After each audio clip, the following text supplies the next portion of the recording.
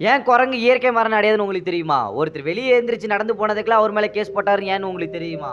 மரக்கொத்தி ஒரு டைம் எத்தனை தடவை வந்து மரத்தை கொத்துன்னு உங்களுக்கு தெரியும்? இந்த ஒரு குட்டி பூனை எப்படி அவரோட ஓனரோட உயிரை காப்பாத்துன்னு உங்களுக்கு தெரியுமா?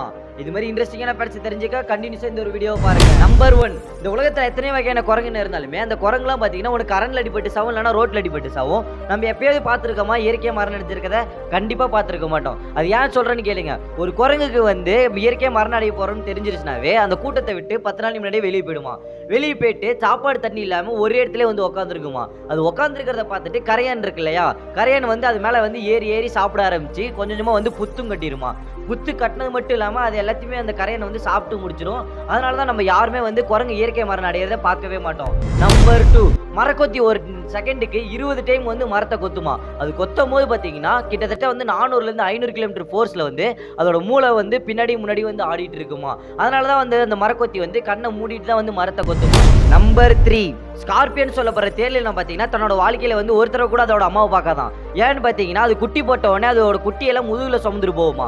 அப்படி சுமந்துட்டு போகும்போது அந்த குட்டிக்கெல்லாம் பசிக்க ஆரம்பிக்கும் போது தன்னோட அம்மாவே வந்து சாப்பிட்ருமா. அதனால தான் வந்து அது ஒருத்தர கூட அதோட அம்மாவை பார்க்காதுன்னு சொல்கிறாங்க.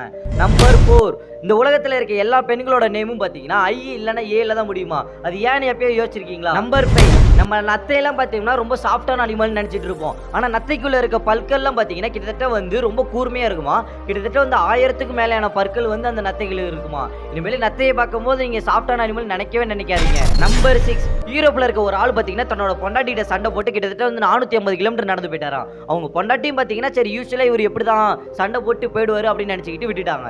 ஒரு வாரத்துக்கு அப்புறமேட்டுக்குது அவங்க பொண்டாட்டியை வந்து போலீஸ் இன்ஃபார்ம் பண்ணியிருக்காங்க, இது மாதிரி என் புருஷன் வந்து காணுன்ட்டு. அதுக்கப்புறமேட்டு போலீஸ்ல தேடி பார்க்கும்போது கிட்டத்தட்ட வந்து 450 கிலோமீட்டர் வந்து நடந்தே போயிட்டாராம் 7 நாளில் சாப்பாடு தண்ணி இல்லாமல். அதுக்கப்புறமேட்டுக்கு அங்கே இருக்க போலீஸ்ல என்ன பண்ணியிருக்காங்கன்னு பார்த்தீங்கன்னா அவர் மேலே வந்து கேஸ் போட்டிருக்காங்க. யார் இவன் இங்கே நடந்து போயிட்டு இருக்காங்க. கிட்டத்தட்ட வந்து $400 வந்து அவருக்கு வந்து ஃபைன் போட்டிருக்காங்கன்னா.